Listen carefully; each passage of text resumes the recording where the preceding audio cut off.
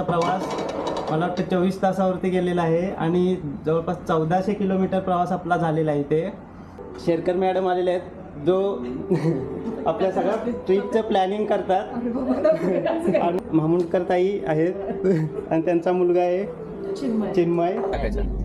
ठीक आहे. आणि मी जे बोलले ना प्लस रिव्हर स्किप ते मास्टर कार्ड आहे ते ना शेवटी ठेवायचे टाका. तर नमस्कार मित्रांनो, मी कुंदन पारधी आणि आता आपली फायनली जर्नी सुरू झालेली आहे.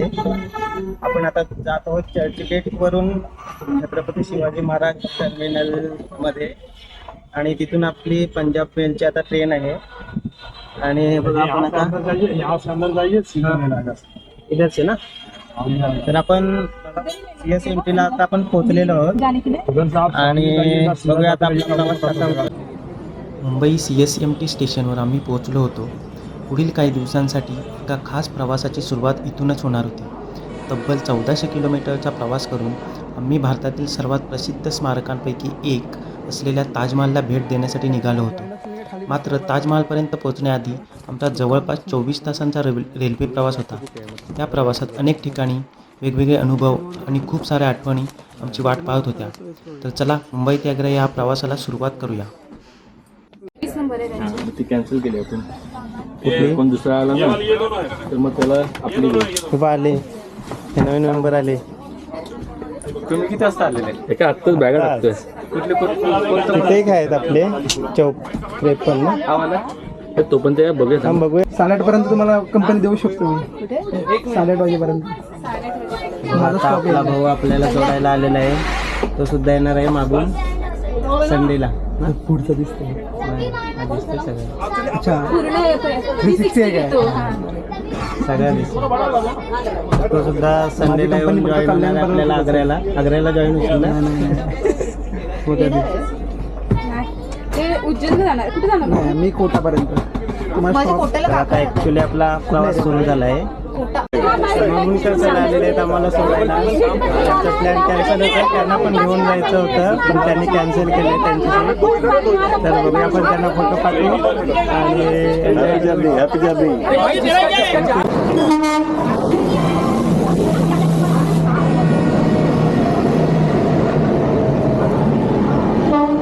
बाकीच्यांचे वाढवायचे, आपले कमी करायचे. ह्याच्यामध्ये ह्याच्यामध्ये कोणतं हा स्किपचं कार्ड आहे. समजा मी टाकला हा तरी हे नाही खाली टाकू शकत. मग स्किप करून दुसरा जो असेल ना तो टाकणार. हा रिव्हर्सचा कार्ड आहे. समजा आपला गेम असा चालू आहे, मी जर रिव्हर्स टाकला पण रेड कलरच्याच कार्डला टाकायचा रिव्हर्स. जर माझ्या अगोदर ज्यांनी रेड कलरचा टाकला असेल ना गेला तर मी रिव्हर्स टाकला ना मग तो परत रिव्हर्स गेम आला. करू 5-5 काढा प्रत्येकाला.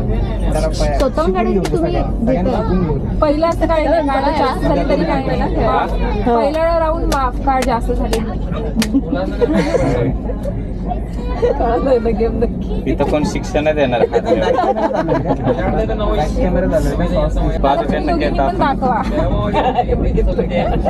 बघा. तुमच्याकडे जर ग्रीन कलरचं कोणतं पण कार्ड असेल तर तो टाकायचा. जर ग्रीन कलरचं नसेल पण 2 नंबरचं कार्ड असेल दुसऱ्या कलरचं कोणतं पण तर तो टाकायचा. ठीक आहे. आणि मी जे बोलले ना प्लस रिव्हर स्किप ते मास्टर कार्ड आहे ते ना शेवटी ठेवायचे. रात्रभर गप्पा मस्ती आणि उनो खेळत आमचा प्रवास छान सुरू होता. कधी वेळ गेला ते कळलंच नाही. पहाटे डोळे उघडले तेव्हा ट्रेन महाराष्ट्र खूप मागे सोडून पुढे निघाली होती. बाहेरचं वातावरणही पूर्णपणे बदललं होतं. सकाळच्या गरमागरम चहाची इच्छा झाली म्हणून आम्ही ट्रेनच्या दुसऱ्या डब्याकडे निघालो. रेल्वे प्रवासात सकाळचा चहा आणि खिडकीबाहेरची दृश्य यांची मजा काही वेगळीच असते. जवळपास अनेक तास ट्रेनमध्ये बसल्यानंतर हा छोटासा ब्रेक मिळाला होता. ट्रेन थांबताच आम्ही लगेच खाली उतरलो. थोडी हवा, थोडी मस्ती आणि काही सिनेमॅटिक शॉट घेऊन पुन्हा प्रवासाला सुरुवात केली. स्टेशनवरचा छोटासा ब्रेक संपला आणि आम्ही पुन्हा आमच्या जागेवर येऊन बसलो. अजून आग्रा यायला बराच वेळ होता, त्यामुळे वेळ घालवण्यासाठी पुन्हा एकदा उनोचा डाव रंगला. आता पुन्हा सुरू झाली आमची उनोची लढाई. कोण जिंकणार आणि कोण हरणार यापेक्षा एकमेकांना ड्रॉ 4 देण्यातच सगळ्यांना जास्त आनंद मिळत होता. लक्ष ठेवून आहे तुझ्यावर सकाळ सकाळ इकडेच घ्या पत्ते. तुम्ही काहीतरी बोलताय हा? देवाचं नाव घेतो. ते नाहीये इथे. नंबर आहे का? हा चेंज करू शकतो सेम नंबर असं घे घे घे. बस नव्हतं मारायचं. असंच पाहिजे होतं.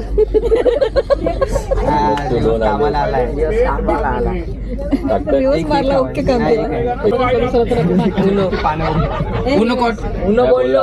कधी बोलला बोलला. तुम्ही बोलल्यानंतर बोलता युनोकट कोणतं पडलं ग्रीन आहे तुमच्याकडे, ग्रीन आहे तुमच्याकडे. काय कोणतं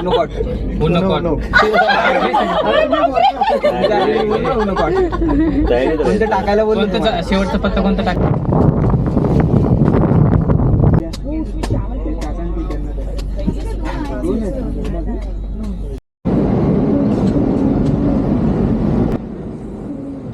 अखेर तो क्षण जवळ आला होता ज्याची आम्ही सकाळपासून वाट पाहत होतो. ट्रेन हळूहळू आग्रा स्टेशनमध्ये प्रवेश करत होती. नवीन शहर, नवीन अनुभव आणि पुढे असणारा ताजमहालचा प्रवास यामुळे मनात एक वेगळीच उत्सुकता निर्माण झाली होती.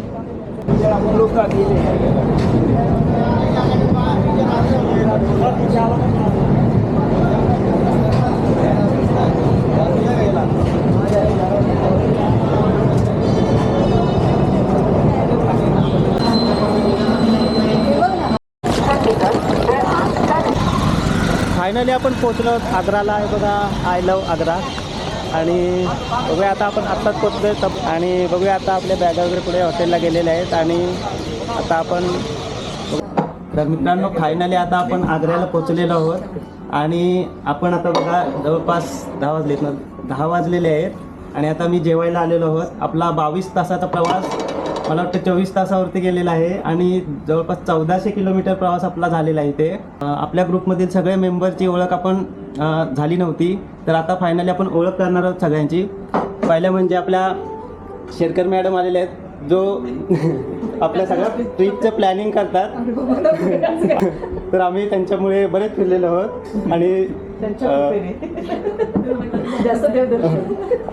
आणि ते शेरकर मॅडम आहेत. त्याच्यानंतर मामुलकर ताई आहेत आणि त्यांचा मुलगा आहे चिन्मय. त्याच्यानंतर स्वप्नील दादा आहे बघा, त्यांच्या मिसेस मंडणगडमधील कॉन्ट्रॅक्टर गौरव घोसाळकर, त्यांचे मिसेस. त्याच्यानंतर आता 2-3 महिन्यापूर्वी जॉईन झालेले मंडणगडमध्ये जलसंधारण शाखा अभियंता मयुरेश भवारी सर. त्याच्यानंतर मंथन सर आणि माझी मिसेस. हे बघा, तर एवढे जण 11 मेंबर आपण आलेलो आहोत. आपल्या व्हिडिओ असेच बघत राहा तुम्ही, तुम्हाला नक्की आवडतील. आणि आता जवळपास आता आम्ही 7-8 दिवस इथे आहोत.